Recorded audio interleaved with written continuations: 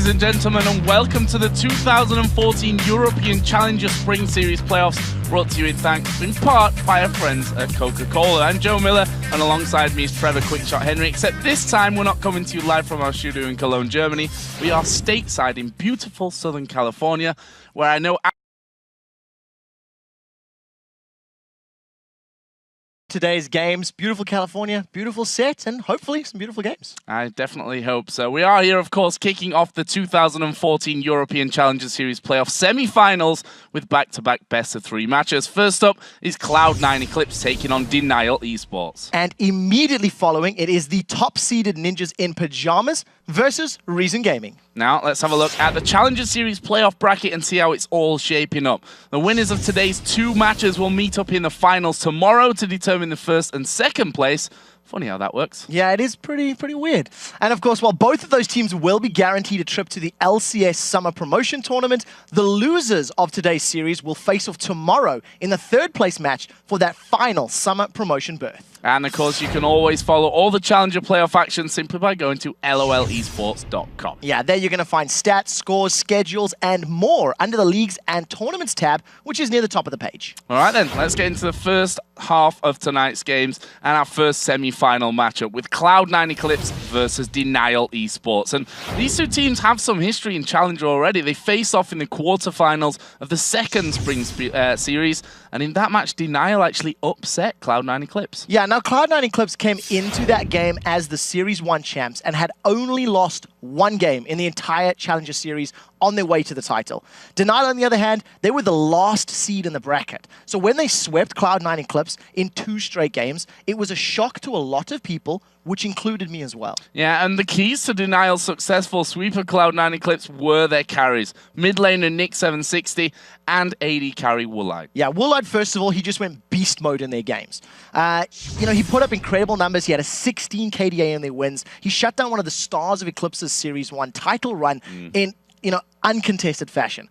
Then their mid lane in NIQ, he only had a mere 14.5 KDA in their 2 wins, which included a perfect game 1 on Nidalee. He went 6-0 and 10, and he landed every single javelin toss. Yeah. But like all things in League, while NIQ and Woolite's individual numbers are great, it was DNL's synergy and their coordination, especially moving around the map, that was the key to their victory. However, I have to say that synergy and coordination could be affected by their roster change in the support position. Today, Super A's will be starting in place of Perm in the duo lane. So even though Perm did help DNL make it to the finals of the Challenger Series 2, they were absolutely destroyed by the Ninjas in Pajamas. And if you look at his stats, they're not overly impressive over the course of their games. Super A's is coming into the roster. He brings with him several years of competitive experience, and we'll have to see if they've had enough time to get the coordination and their teamwork up to speed to have a repeat final performance. Well, despite being beat by DNL the last time they took to the Rift in the Challenger Series, we can't forget that Cloud9 Eclipse was the most dominant team in the first Spring Series. Now, they only lost 1 game on the way to the series finals, where they, of course, took out the favorites NIP in 2 clean sweep games. Yeah, now the star for Cloud9 Eclipse in their title run was their AD carry, Hyanan. He racked up 48 kills and 46 assists over their 8 wins and 1 loss. That's 9 games for all of those numbers. Impressive. Yeah, he's going to need to step up again and perform like he did when he had that perfect game against NIP in the finals, and not the unlucky 7-7-7 performance that he put up against DNL the last time these teams met, which was in the quarterfinals of this exact playoff. So let's take a look then at the starting lineups. Kicking off in the blue corner with the second-seeded Cloud9 Eclipse. They are Odo Amne in the top lane, Ko in the jungle, Febiven in the mid lane, Hyanan the AD carry, and Voidal the support. Yeah, and spawning in the red corner for Game 1 of the semi-final series is DNL Esports. Babunya in the top lane, Kikis in the jungle, Nick in the mid lane, with Woolite as the AD carry, and Super Ace is the new support coming in, as we've already mentioned, replacing Perm. And we have to say that we've got a bit of a spectacle here. Not just are we in the Challenger Series semi-finals, these teams vying for a spot in the promotion tournament. we're also going to see the first real action on the new 4.5 patch, which has got a ton of changes in it. I'm super excited to see how the jungle meta is going to work around with Feral Flare. I think that's where most of the hype is right now. A lot of people talking about how powerful Yi is in the jungle, Xin Zhao. I've got my own suspicions about Warwick, and we'll have to see how the teams decide to work around this new item. When we get into the game, we'll talk a little bit more about the stats, but it has re-energized the role. And we'll have to see what the challenger teams do with it, because we haven't seen pros playing with it yet. Yeah, and the interesting thing is that 4.5, you know, it's not been around for that long of a time. So these teams are surely still going to be finding their feet a little bit. We've not just got, you know, changes to items in there. There's new rune changes. We've got certain champions that have had reworks. We should probably mention them here. The likes of Gragas, Misfortune, not in there to be played today. And Rengar as well. His kit's been tweaked and reworked. So all three of those champions not available for another month. We also know that Cassidy is still sitting on the bench. He is available next week for the playoffs, but he's not going to be available here. So some of the champions are out. They're not going to be available for play. I think one of the biggest keys that we need to keep our eyes on is how effective Summon a Heal is going to be, because that has also been reworked. It now affects 2 champions. It has a slightly lower base value than Barrier at level 1, but at max rank, it actually has higher stats than Barrier, and it affects 2 champions. So we are anticipating 80 carries to run that. You look at Distortion upgrades for boots, along with many other changes. Distortion, we were just talking about it before we came on air. We feel it's very powerful right now, and we are expecting to see it in replacing Home Guard, which has been the de facto boot enhancement for a lot of this top-tier play. Yeah, I got also, of course, a couple of new items in there completely. As I said, the rune changes, which is going to be interesting to see how much time these teams have really had to figure out exactly where the strengths and weaknesses of all these new changes are. Yeah, it is very interesting. There's been so much talk about the seals and whether they should be changed from flat armor to HP per level, and everybody's trying to figure out what the best min-max opportunities are. What's even riskier or even more difficult for these challenger teams is that if they reveal the top-tier strat now, the LCS teams are going to be watching this, because 3 out of these 4 teams will be competing for an LCS spot in 2 weeks' time. So there's got to be a balance for these guys. They've got to give it all their all to win, but they can't reveal everything secret to give the LCS team some time to prep for them. So we're going to be moving into Champion Select here in just a couple of minutes, which gives us time to talk about the possibilities going into that one. I want to focus on the top lane first. If you look at the champions that both top laners play, there's a definite crossover there. There is, and I actually think they play more beefy tanks than most. We've seen some bruisers being played by LCS teams, but for these guys, it's Mundo, it's Shyvana, it's Trundle. That's their go-to champions. We were also talking about Mundo with heal and teleport with distortion boots is a bit of a thing in the higher divisions right now, but we'll have to see what the teams decide to run and their options. I feel like they're very meta-focused, and both Odoamne as well as Babunya like to be on the front line. They like to be beefy and soak up all of that damage. What do we think to the mid lane? Because for me, taking Gragas out of the equation is actually a pretty massive thing. Obviously, he's had his rework in this one. If you look down the champions that they've played, you know, outside of Riven, which Febiven really likes having there, there's been the Gragas, there's been the likes of the Ziggs. I guess we're going to find out now as we go into Champ Select. I think it hurts Nick a little bit more than it hurts Febiven, because Febiven has played more assassins in the past. He does like those all-in champions, like Zed. We've seen him playing Kayle as well. Whereas on the side of Nick, he prefers the Ziggs, prefers the Gragas, the Nidalee, those sort of longer range farm champions. So we'll see if he doesn't get something he wants, maybe the Orianna. It's been a default that we see LCS teams fall back to when they don't have their farm type champions.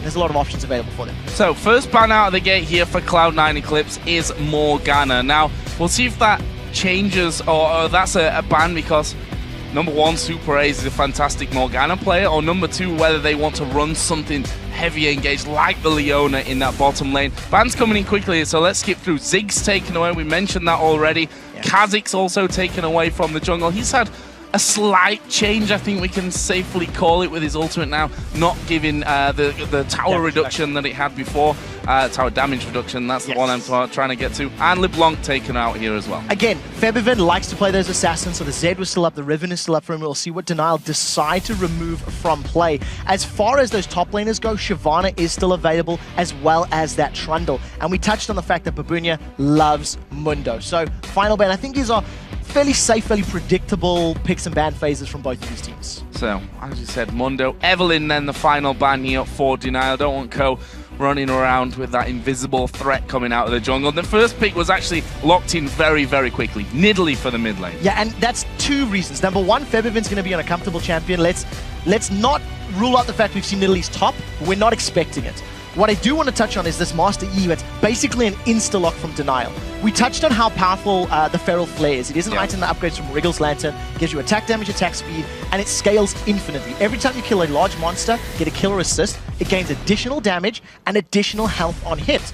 So on champions like Master Yi, who are always in your face, who are always running you down with their passive getting, double strikes on multiple attacks, it works incredibly effectively.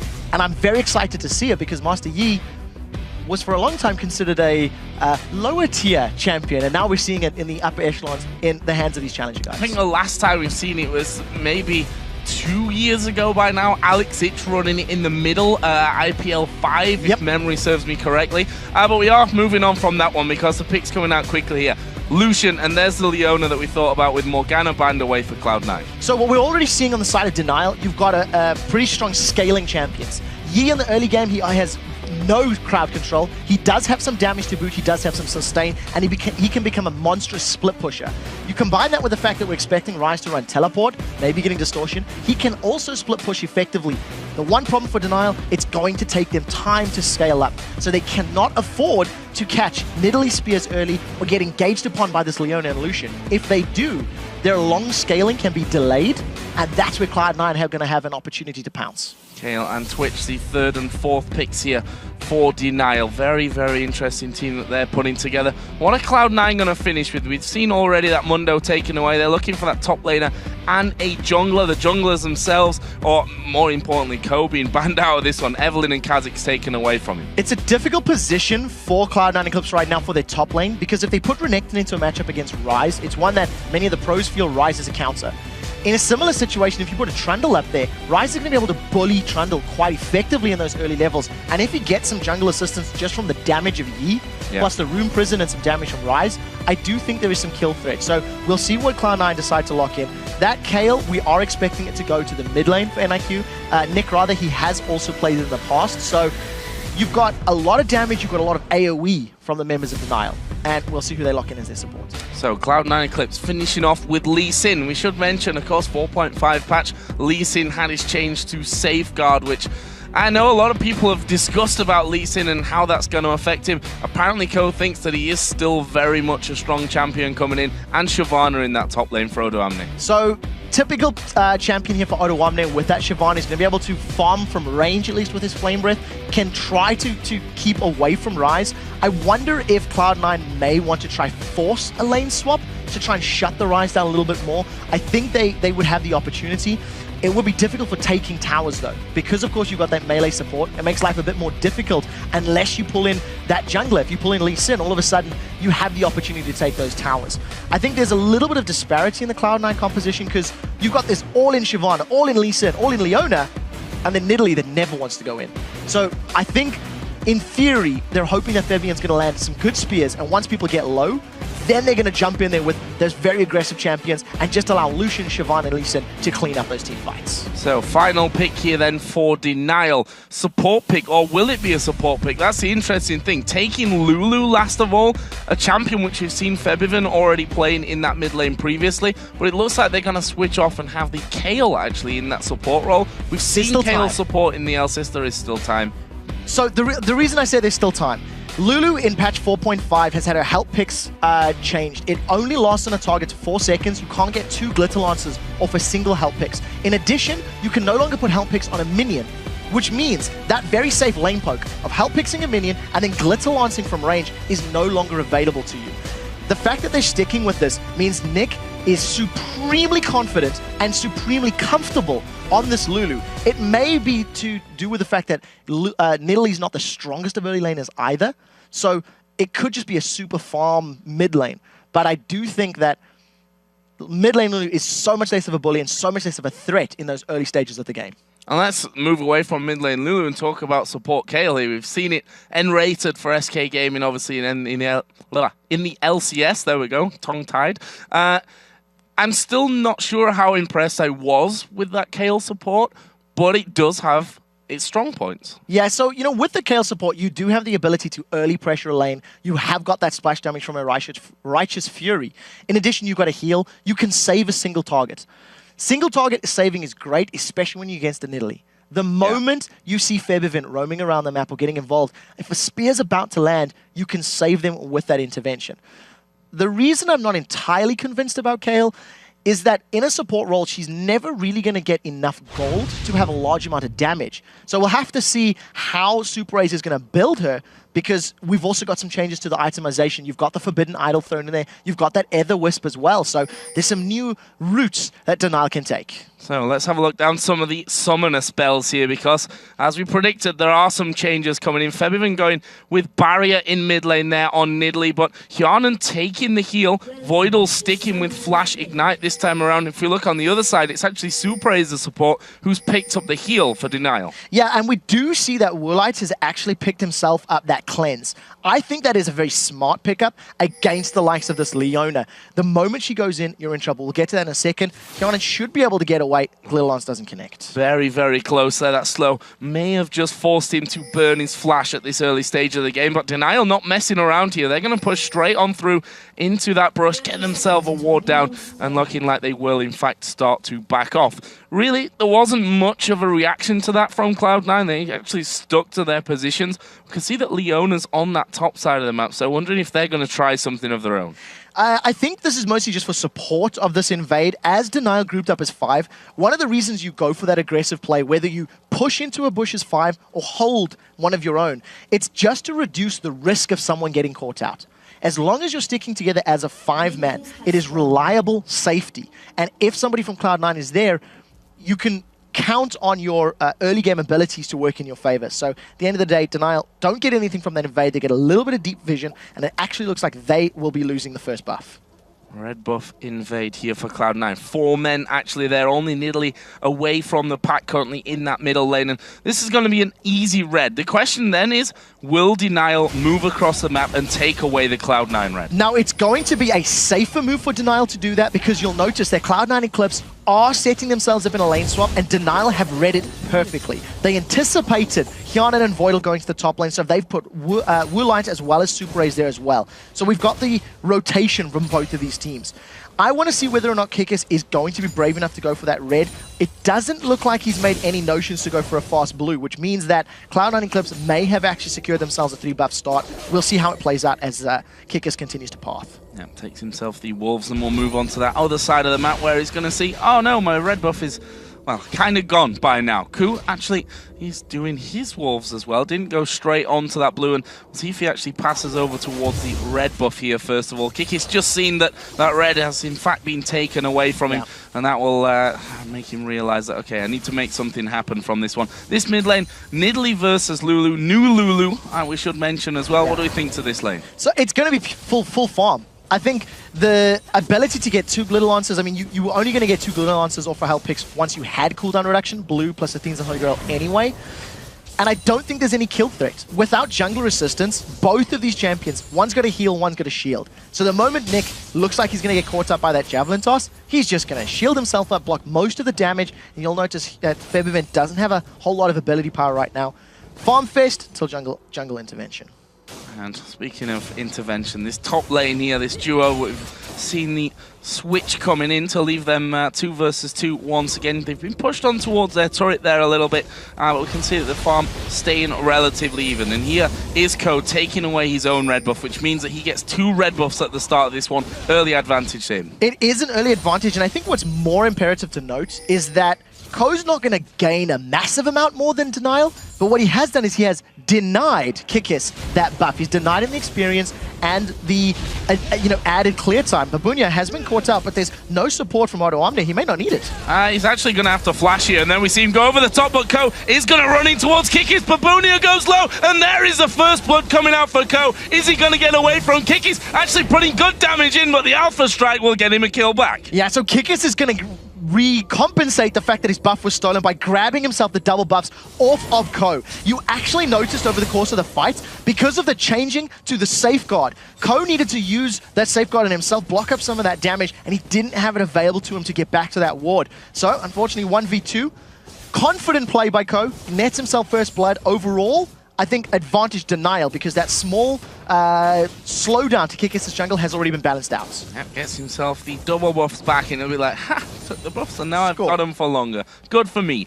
In this top lane, the 2v2 Woolite definitely doing a fantastic job here. Has a 10 CS lead already, pushing once again that wave straight up onto the Cloud9 turret. Yeah, you actually expect that at this stage of the game because of the fact that Leona has not got all-in potential. You'll notice that Voidal has just hit level 3, which is now the point that you want to start engaging. We'll get back to that top lane in a moment as Ko has set his sights on Babunia again and he's low on mana. No flash here for Babunia either. He used that earlier on. Odoamne actually taking a lot of damage there, but can he get away from it? Ko only needs one more hit. It's Odoamne that gets it in the end. Did use his flash to get that kill though, to give him a bit of an advantage in that lane. Definitely worthwhile. We talked about the fact that Denial's composition and Denial's champions will need time to scale up. If Cloud9 can continue to punish Babunia without that flash, secure kills, and get both Ko and Odoamne, you know, in an advantageous position, Denial may never get the chance to scale, may never get the chance to have a big impact. So, very smart play. Ko can just rinse and repeat every time Babunia is pushing down that lane. Well, there is once again the wave push straight up onto Cloud9's turret.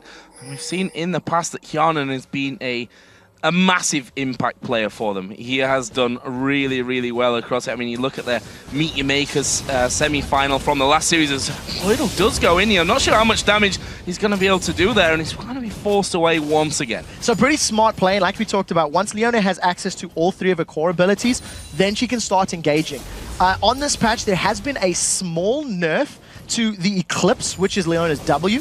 Some of the base armor and magic resist has been dropped somewhat, which makes the decision to go in and play aggressively all that more important. The one thing you do have to note, Kayle can shred armor and magic resist with her passive. So if given enough time, all of those bonus statistics that Voidal picks up with Leona can get burned through. The key is for Super Rays and Woolite to not get instantly burst down.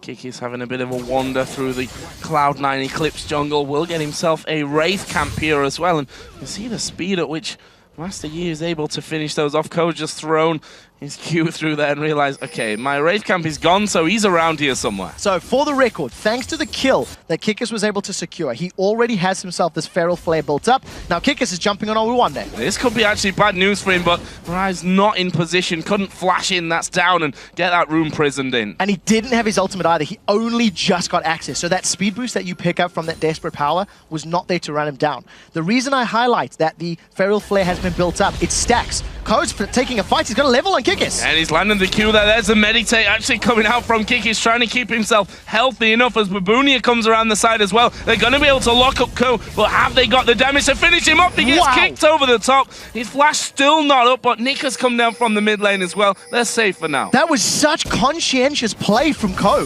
Saving his Dragon's Rage, I almost thought it was a mistake to save it against Kikis. I felt he could have interrupted the meditate and then gone for the kill, but damage reduction would have applied. So the Dragon's Rage would not have dropped Kikis low enough. Thanks to saving his Dragon's Rage, he does a super smart play, knocking Babunia over the river and following through with that Sonic Wave Resonating Strike combination. So very smart play and great command over Lee Sin, which is a mechanically intense champion.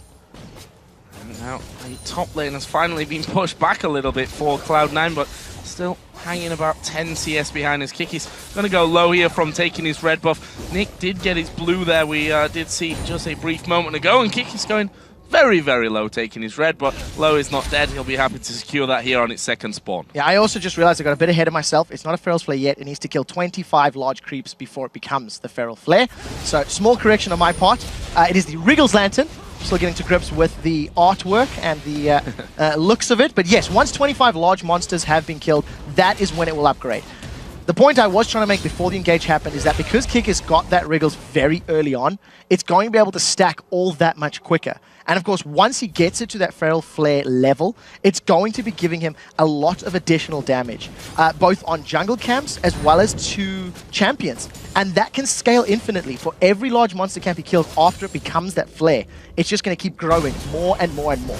Oh, Nick could be in trouble from this one. Babunia putting down a lot of damage. Nick coming in. There is the Dragon's Ascent coming down. Is he going to escape? Are they going to dive in here? Why not? Nick has got his Wild Growth available if he needs it. There is the knock-up coming out. Takes another couple of tower hits. Will survive it. That's a nice kill, but he may be hunted down now. They're coming around the side. Spear will flash by Nick. Decides, okay, I need to take a different route. Flashes as well. There's a jump to the ward from Ko. This is point blank. Surely won't miss any of his skill shots at this range. He leaves it for Febiven. He gets the kill and the blue. So smart rotation there from Nick to start that all off. They punish Odoamne for over-aggressing. Kiana's been caught out a little bit, but Voidal's running good interference. Yeah, Voidal just trying to keep Super Ace away from that fight, and whilst whilst Woolite could do decent damage there, still not enough to really secure those kills. They've not been back there. You can see both AD carries still on. Only that Doran's Blade as we see Voidal going once again. Has Woolite got enough HP to get away? Who needs HP when you're invisible? Manages to get out cleanly, and remember that since the changes to Kayle a couple patches ago, intervention no longer costs mana, so that is a great option in that support role. Kikis sidesteps a Sonic Wave. He should be okay. Really nicely done there, and actually they're going to try and turn this one around. We've got Lulu coming back into the fight. I think Kiki's realizing I'm a little bit too low there. One spear could really end things for me. Ko just trying to figure out if Kikis had gone back around towards that Wraith camp and will continue to wait things out. There is a Sonic Wave going through. Kikis already backing off though. Yeah, so good check by Ko. I think Ko has done very well at moving around this map. Kikis has been able to respond to the over-aggressive plays of Cloud9. In the previous setup, you know, we noticed that every time Ko's invading, Kikis has been spending some time with him. The junglers have not gone to the duo lane at all. And it is what we talked about. Because of the fact that Babunia has been punished early on, they want Ryze to get to his Archangel Staff as well as Rod of Ages as quickly as is possible.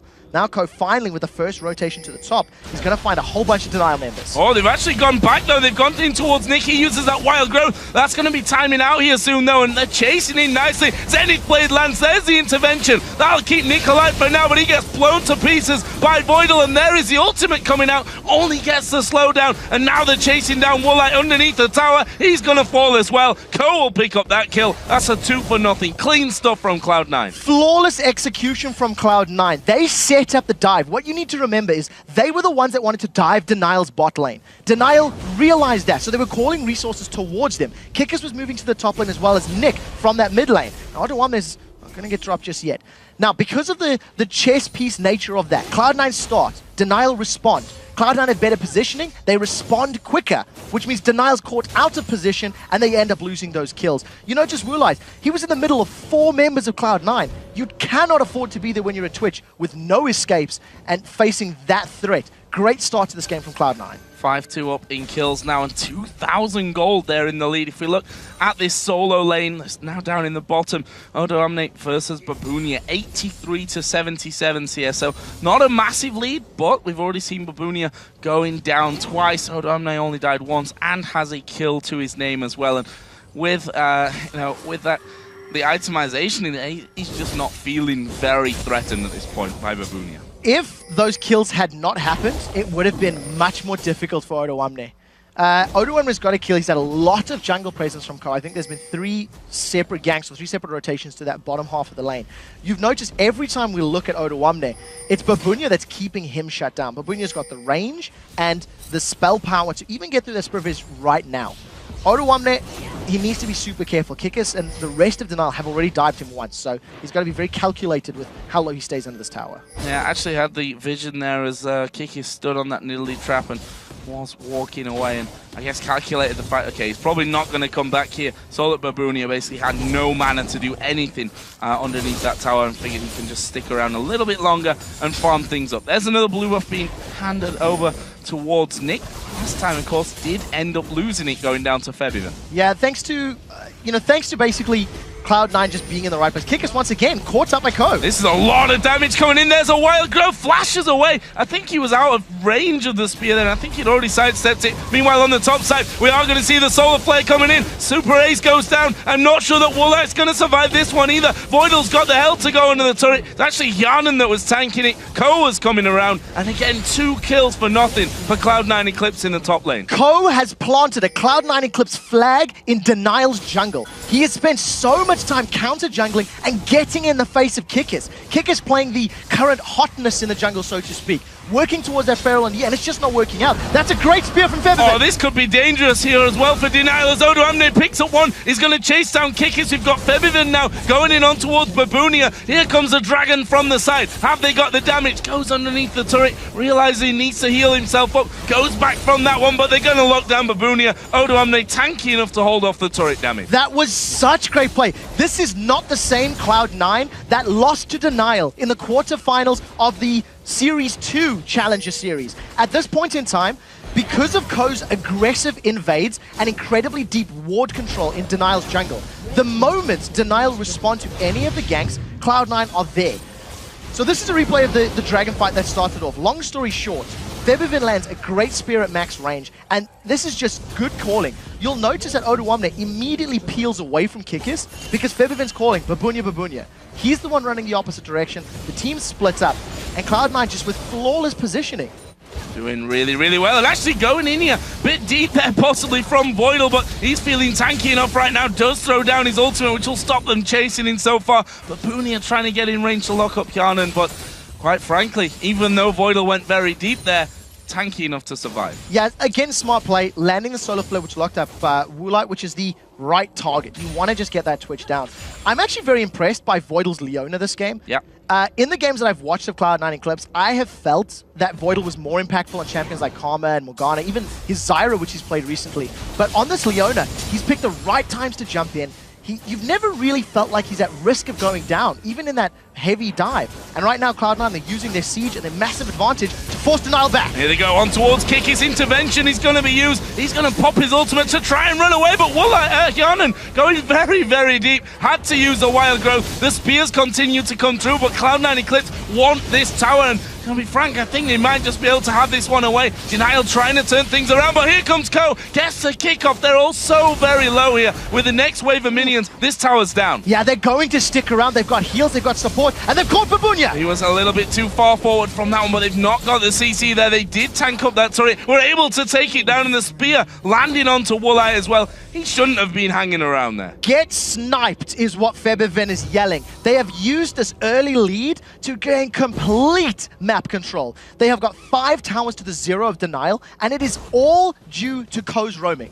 I am putting it all on his shoulders. Because Ko has been in the face of Kikis, and he's been shutting him down as he's roaming through the jungle and trying to get to lanes, Cloud9 have responded incredibly well. The moment Ko's like, there's somebody here, or let's dive top, let's invade, there's no hesitation from Cloud9. They've got that heavy engage that we talked about, and you'll notice that Febiven didn't offer a whole lot when they dove in, but because they got so much damage thanks to that heavy engage, Febiven's just waiting to snipe them off to secure the kills at the end of the fight. Nice mix of damage they've got coming through, and well, an even nicer lead that they have at this point. We're approaching a 10,000 gold lead here for Cloud9 Eclipse. They're 10-2 up in kills, 5-0 in turrets. Denial have not had a single turret away right now, and if it continues like this, it's hard to figure out where they might take down a turret, as we see going in again on towards Kikis. Not got the damage here. Actually, Kikis has quite a bit of backup with Nick around the side. So when you look at the champions of Denial, we touched on in champions select how Ryze, Yi, as well as Lulu are going to take time to scale up. Ko's going to need to use that safeguard over the wall. Much longer cooldown because it's connected. But look at this. Ko is so aggressive and so confident that when he lands a Sonic Wave, the psychological pressure that Denial are like, well, we don't actually know where they all are. We don't have full vision, so maybe we should back off. And that's exactly what it is. Ko just straight up, bluffed his way out of that engage. To get back to the champions, Denial have picked a composition that needed to go even in the laning phase and outscale Cloud9 in the mid to late game. Ryze is nowhere near his power spike. He's been forced by a Negatron cloak before even finishing his Archangels. And Cloud9 are just going to start sieging, using the poke from Nidalee, and if anyone gets too close, Lee Sin and Shyvana will just knock them all away.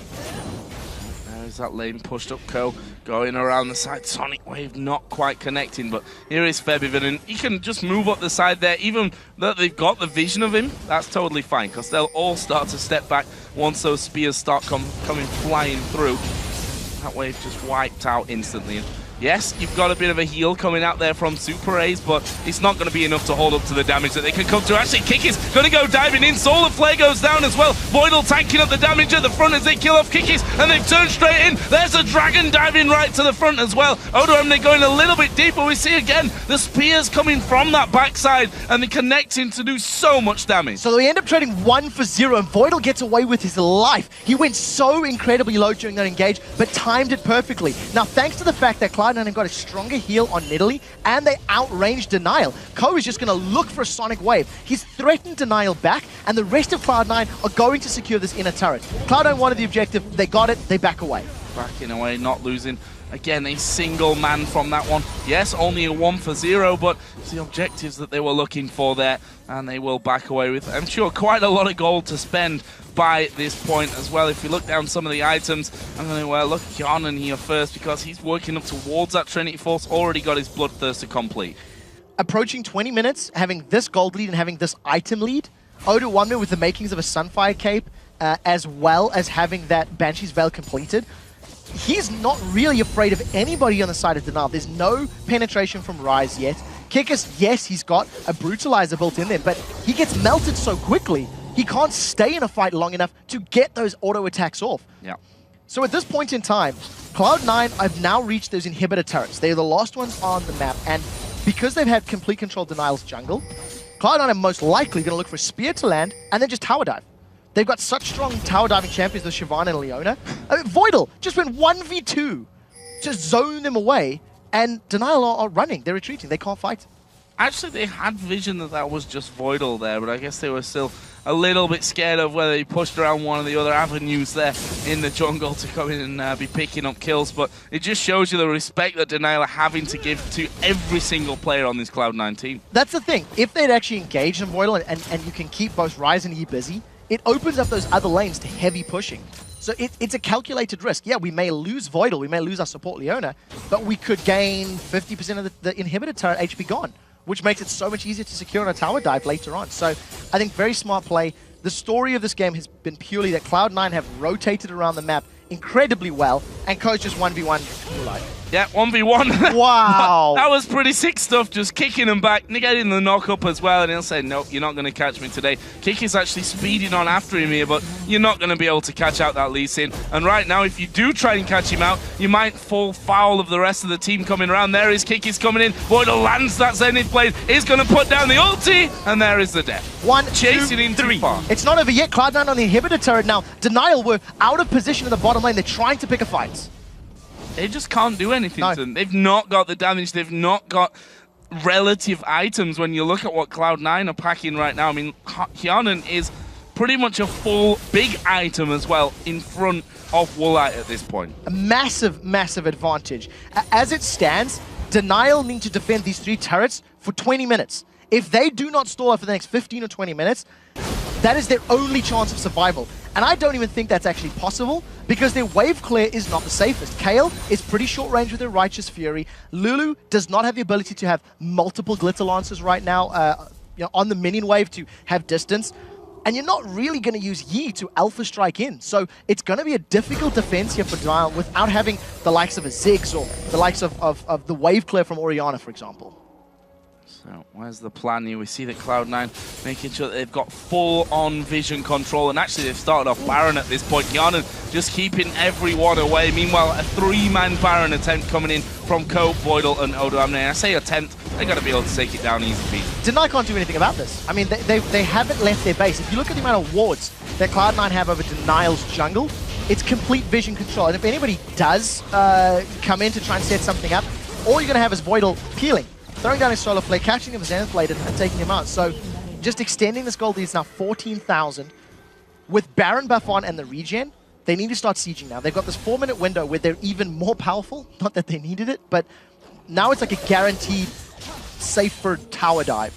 And I think if Cloud9 don't punish Denial even more now, their window of victory is going to get smaller. I mean, look, it's 14k. It's their game to lose now. Yeah. But they can't allow Denial the time that they need to get the items that they want. By a long way. I mean, we've just seen them backing off there after that Baron pickup. Kjarnan finished off the Trinity Force, almost picked up a last Wisp. They got the pickaxe and that long sword. We saw the Sunfire Cape finished off by Odoamne. He also picked up another Giant's Belt. There's a Rabadon's Death Cap and an extra blasting one in the mid lane for Febiven as well. Voidal is feeling so tanky now with that Warden's Mail in there and all the extra resistances and health that he's got, that he's not scared. We saw it a minute ago in the top lane that he'll dive in onto two guys without too much hesitation. So I want to touch on one thing. Voidal's picked up the Face of the Mountain, which has also been changed this patch.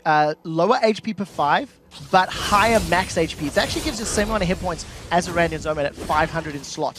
What I like about this heavy counter jungling and aggressive jungle play from Cloud9 is you'll notice Kikis has only about to get his Feral Flates one stack away right now at 24.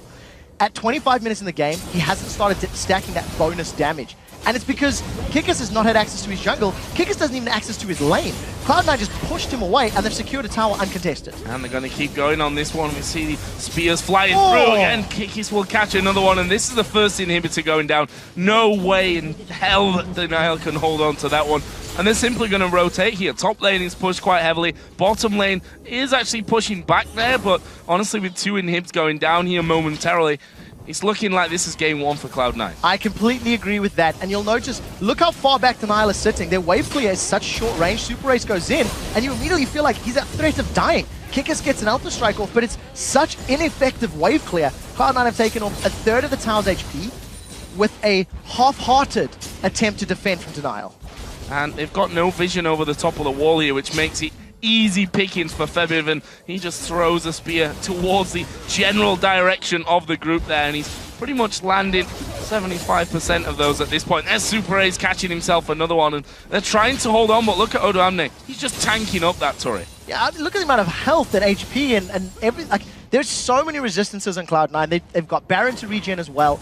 Constant spears. At this point, Tao's gonna go, that's a flash! They're gonna go in for this one, but there we see the counter engage. Solar Flare coming down. Odoamne dives in there as well, and this is gonna be surely a whitewash. Woolite very, very low. They switch around towards Babunia and to Super Ace. They're having to flash back up towards the fountain, which they do get to. Wow, no, not quite. Poor Babunia, he gets a spear to the back, and this could be game right here. That is game. There are super minions from the middle lane. They're onto the Nexus turrets, and DNL are so far behind. Super Ace is in trouble going down as well. Super Ace taking damage. He does get off to the fountain. Another spear does hit him though, but he's got enough health, and that is going to be game number one, going over towards Cloud9 Eclipse. And I hate to say it for DNL, but that was a very, very, very dominating performance. Phenomenal play from Cloud9. Every single invade resulted in an advantage gained by Cloud9. There were some over-aggressive plays that cost them a few kills, and you know, but you can forgive it because every time that they lost one, they were killing three. And I think Ko spearheaded that counter jungling. We touched on the fact that Master Yi is very powerful, that Feral Flare could theoretically have been powerful. He never got a chance. Yeah. He never got a chance. Ko camped in DNL's jungle, pitched a tent, got some s'mores, and denied DNL all of their buffs. And we have to give props. Well, it's hard to say where you don't give props, I think, to Cloud9.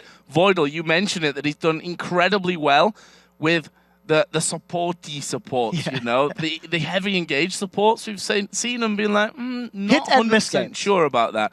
But his Leona this game was perfect. It was immaculate. There was one particular engage in the bottom half of the map where he basically engaged into 4 or 5 members, got everybody low, tanked up, you know, 1,500 hit points worth of damage, and flashed away with like sub 200 HP. The knowledge and the experience to stay in there long enough and still get away with your life, it was impeccable. And I think if DNL don't mentally get themselves out of what just happened, you could see a repeat in game 2. Well, with our first game in the books, we need to take a quick break. But when we come back, it's game number 2 between DNL Esports and Cloud9 Eclipse. Stick around, guys. There's more Challenger action coming your way. Find a whole bunch of DNL members. Oh, they've actually gone back though. They've gone in towards Nick. He uses that wild growth. That's going to be timing out here soon though, and they're chasing in nicely. Zenith Blade lands. There's the intervention. That'll keep Nick alive for now, but he gets blown to pieces by Voidal, and there is the ultimate coming out. Only gets the slowdown, and now they're chasing down Woolite underneath the tower. He's going to fall as well. Ko will pick up that kill. That's a 2 for nothing. Clean stuff from Cloud9. Flawless execution from Cloud9. They